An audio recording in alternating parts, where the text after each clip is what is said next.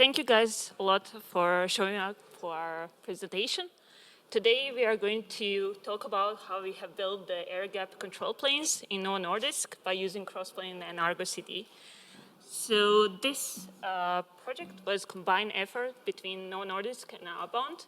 And from Novo Nordisk side, it's me. I'm Antonela Cukurin. I'm a tech lead in a control plane team that is part of the software engineering platform. And Yury? Hey, I'm Yury from Upbound. We are creators of Crossplane. And super excited to be here. And Antonela, please kick us off. Thank you. So I'll just briefly say what we prepare for today. We will explain a little bit what is the Yury platform, so what my team is actually doing, how that goes into the pharmaceutical industry, our solution, some challenges along the way, and hopefully demo at the end. So Yury platform, that is what my team is building, and Yury is coming from the Nordic mythology. It is a big giant from which the world was created. It is a bit more big story. It's like from his flesh, the earth was created and etc., like all the mythology stories, right? But it goes very, very well with what we are trying to do. So we are building the foundational abstraction platform that is interfacing with the different providers just to create different cloud resources and also some of the Kubernetes resources. Our main goal is to have a fast time to market, and we are just trying to enable our developers, our product teams to focus on the code, focus on the new features that they have, and just leave for us any kind of commonalities that they have across their applications. We are also empowering them to build agnostic platforms that can run on any kind of environments, and we are doing that by leveraging Crossplane and ArgoCD. So how Yury works in the pharma industry, I think many of you probably worked or are working in the industries that are highly regulated. And I would say the pharma industry is one of the top of the list. And I was working in also in the finance industry. So what I can say that the compliance with the pharmaceutical industry regulations is vital to ensure the data security, traceability, and integrity. So the IT system that we have in Novo Nordisk play a critical role to develop, manufacture, and distribute our products. It is very important that this chain is not broken because our end customers are patients that are using our products daily. And our company is 70,000 people, so it's employing 70,000 people, and I think less than 2,000 is developers. So until recently, I would say nobody cared about us, even though we were yelling all over that like we need to make our compliance better, that we need to change the processes that we have just to enter in the new age of development. So the second thing is we need to have secure platform. We call Yury the key of the kingdom, and it really is, because it's holding everything that we have. And we want to have as minimal human interaction on our control planes. And we wanted to do that through the GitOps. We wanted to make sure that everything is coming, any kind of change, any kind of configuration, modification is coming from the GitOps side that is then interfacing with our control planes. And of course, we are building Kubernetes platform. So I think natural choice was to use Crossplane from the beginning. But as many of you, if you tried Crossplane, know that there is a chicken and an egg problem. And we were in a bit of situation where we needed to figure out the way how to create the infrastructure that will hold any kind of cluster, right? Deploy Crossplane there, and then from there create our Kubernetes cluster with Crossplane that is then going to create the target clusters. So it's a whole circle, and Yury is going to explain it how we achieved it. And the last thing that we needed to consider, as I mentioned before, is GitOps. So we needed to have everything as a code. We needed to have our commits signed. We need to have traceability to any kind of change that we are doing, together with the automated testing and, of course, PR approvals. And I think Crossplane and ArgoCD are the perfect combination for that, that problem. And now Yury is going to present the solution that we have. All right. Can you hear me? All good? Yeah, perfect. So let's jump into solution specifically. So as Antonela mentioned, and thanks a lot for Antonela for the great context, we will operate in a kind of air-gapped environment.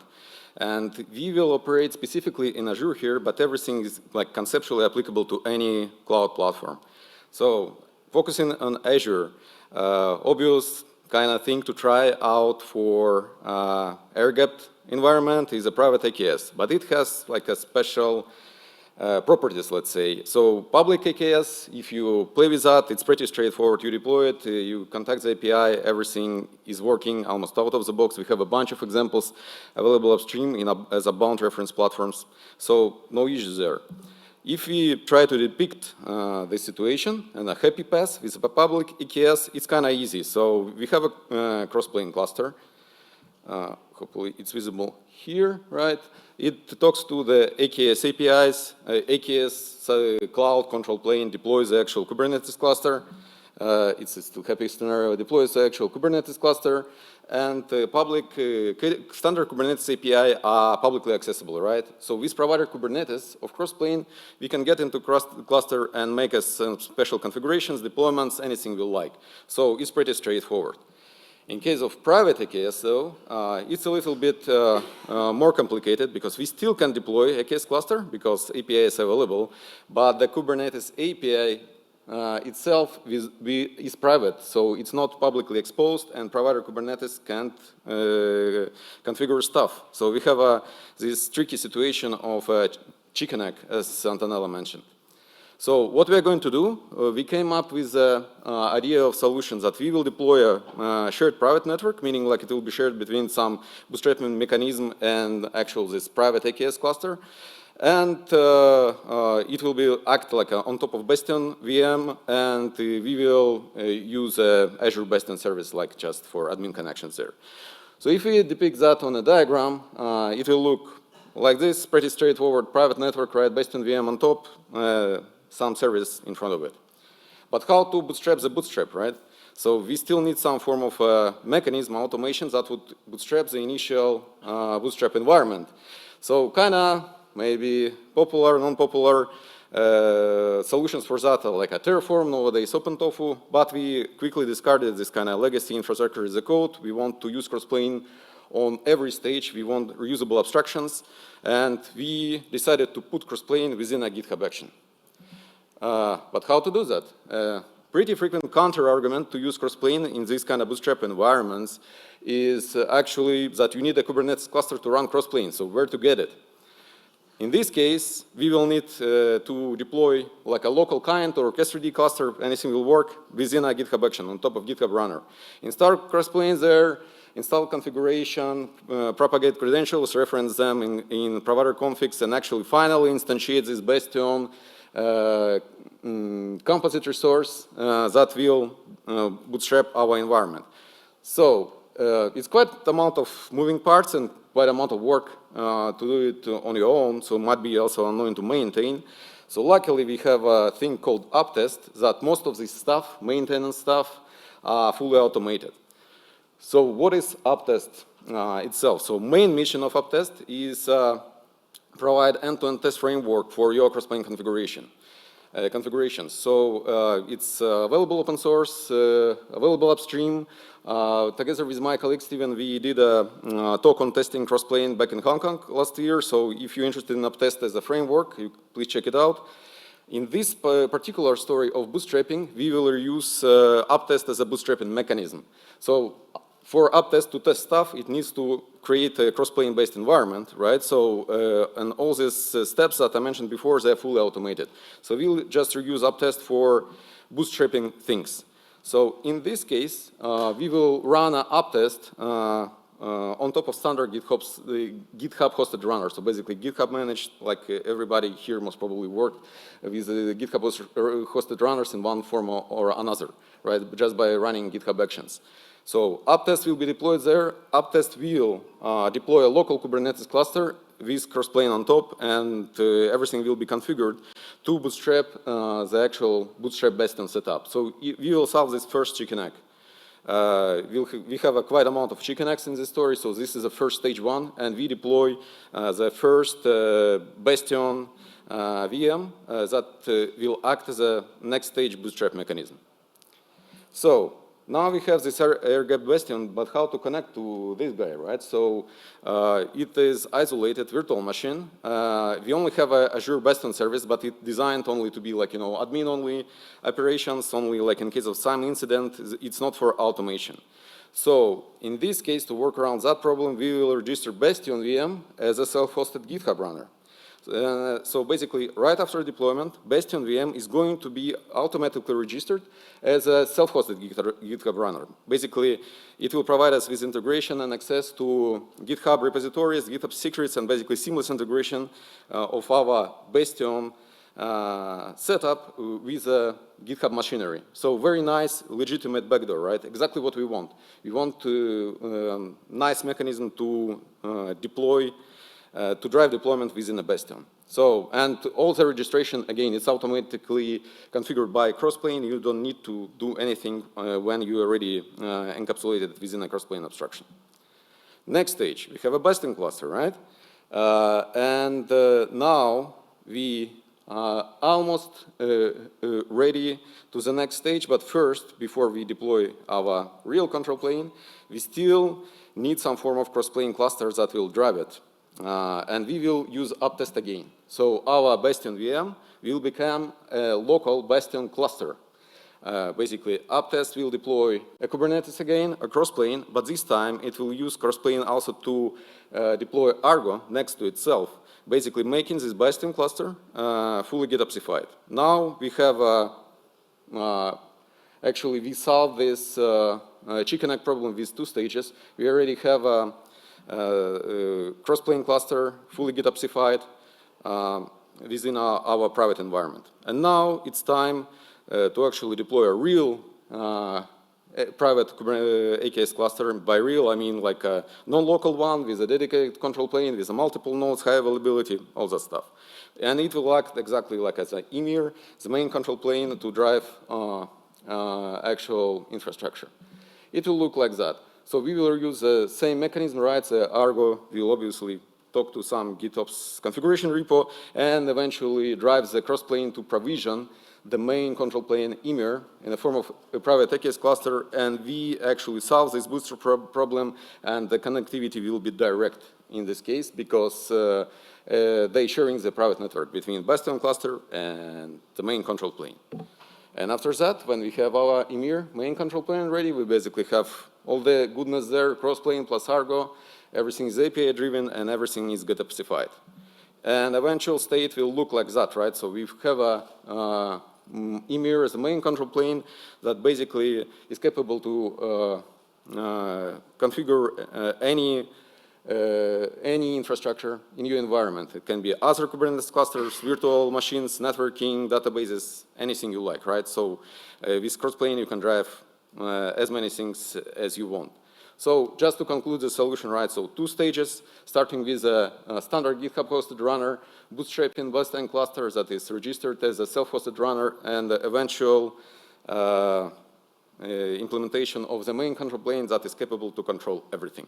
So that's the solution for the chicken egg. And the next stage, the next part we discuss is actually how to run the stuff in production. So back to Antonela. Thanks. So, of course, this solution has many moving parts, and it has some of the challenges. I think first and foremost challenge is the Argo sync waves in a Crossplane world. I think this is something that almost drove Yury crazy, and he called it ocean of the sync waves. It's just because of the amount of the sync waves that are right now in our GitOps repository. Reason for it is that ArgoCD doesn't support the eventual consistency. So in that case, let's say that you have a provider config. You need to have first provider that is ready in order for a provider config to sync. Otherwise, it's going to fail. And it's not going to retry. It depends, of course, of your retry policy, but you don't want to put that many of constant retries in your GitOps repository. So the idea is that you are very careful how you are ordering stuff when you are deploying different components for the Crossplane. There is a very good video of the Victor's rant about this specific thing. And also you can catch Yury or me after the conference or KubeCon if you have something, some kind of like better solution, or you just want to share the pain. So coming back to the private cluster. So when we were deploying this solution, we needed to have a couple of things just in consideration. And that is, first thing is how we are going to do the configuration package propagation. So on the first blue screenshot, you can see there is two packages. The first one is the ArgoCD Bastion, and the second one is Ymer. So the first one is that first bootstrap package that is going to be deployed, and that package consists of the ArgoCD custom API that's going to create initial ArgoCD that is then going to kick off all the GitOps, that is going to listen to the GitOps repository and then kick off all the installations. The second one is on our actual private cluster, and that is the Ymer one that is in the private network. Here we have a Carpenter, but what is more important, we have the same Ymer configuration. So we use the same package to deploy a different type of clusters. So we are deploying a private cluster and as well the public ones for our customers. Second thing that we needed to make sure to have is we needed to have the provider upgrades and downgrades. When we started creating this solution, with the configuration, you couldn't do the upgrades and downgrades. So what does it mean? It means that you need to specify it in your configuration, the versions, and then also in your GitOps repository, you need to have Kubernetes manifest for each of them. And then when you want to do the change, you need to do it in two places. Package something and also change it so the Git can take it. Nowadays, you can do the upgrades, which is amazing, but still you cannot do the downgrades. So if this is something that is very important for you, you need to keep it in both places. And the last thing is how we are going to test features. So we have a static control planes, but we also have the ones that we can dynamically create. And what is important that everybody is able to test any kind of feature that they have. And how that is possible, it is through the pipeline. So we have a bootstrap pipeline that is going to, you can specify the branch, and then you can, in a GitOps repository, for the first initial Argo application, you specify the target revision, and that is going to be propagated, and that branch is going to be listened by the control plane plus the Bastion cluster. So let me try to show it, how it looks. I hope it's going to be more like understandable what comes first and what comes second. So this is our Ymer repository. And two most important things are our two branches here, two pipelines. So the first pipeline is when we want to create a new private network and the Bastion host. So this is going to deploy those two things and also is going to deploy the VM. That VM is going to be then registered as a GitHub runner. And how we do it, we have a couple of variables that you can pass to the pipeline. And most important thing is that you pass the token. Then looking at the settings under the runners, you can see we have a couple of them that are running. Some of them are offline, but some of them are running. So now this is registered in our GitHub organization for our own repository. The second part then comes with the bootstrap pipeline. So the bootstrap pipeline when you run it the first time, it's always going to run the up test. So what it does, the first time there is nothing on the VM. There are some tools that we install, of course, on the initial installation, but there is no cluster on it. So this pipeline is going to see if there is a Bastion cluster on it. If there is no cluster, it's going to trigger the creation of the cluster. It's going to package our custom APIs, and then it's going to start creation of the Crossplane and all other stuff that we need in order for this to run. So it could be the provider configs, propagation of different secrets. It could be any kind of configuration that you need on that cluster for your APIs to run. So once this runs, then it's going to install, and I hope this is big enough, but then it's going to install the claim. In this case, we have the X-Argo, this is our custom API, that is going to be triggered.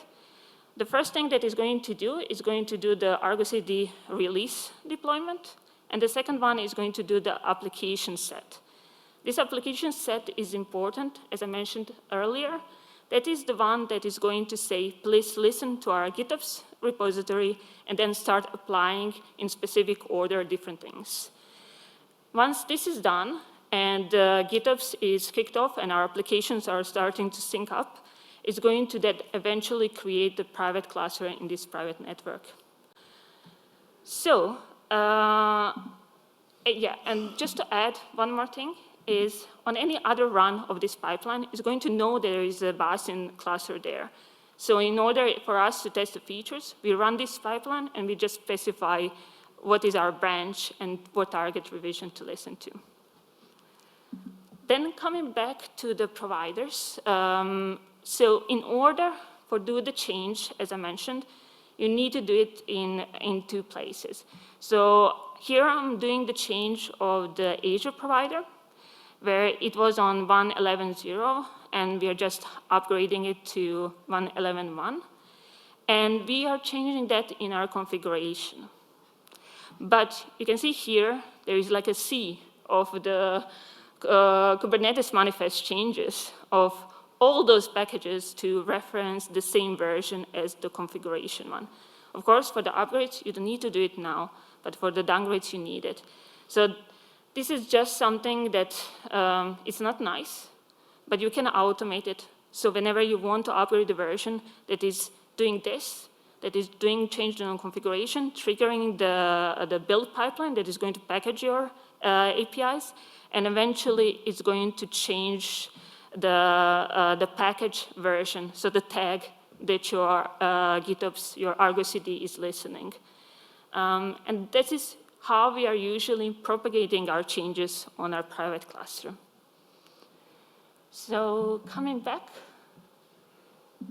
to the presentation. So just to wrap it up a little bit, with this solution, we were able to create a cloud-native air-gap environment. Also, we have the full GitOps flow after the initial bootstrap, as you saw. We are also using Crossplane for everything. So we really didn't want it to use a lot of tools, and especially for like something as infrastructure as a code, we wanted to stick with one because it is just easier. And then we want to use the same setup that we have for our own infrastructure and as well for our clients' infrastructure, so for our developers. And with this, we have a very extendable solution that is reusable, and of course, with our custom APIs, is APIs first. All right, so just to conclude, very powerful combination, and yeah, we are happy to accept Q&A. I just want to mention super quickly that there are a couple of two good cross-plane talks at KubeCon that I'm aware of. Maybe there are some more. One is also very production-centric, and another one by creators of Crossplane, Crossplane V2 focus. So there is a lot of new stuff that will be covered. So thank you so much, and we are happy to answer any questions.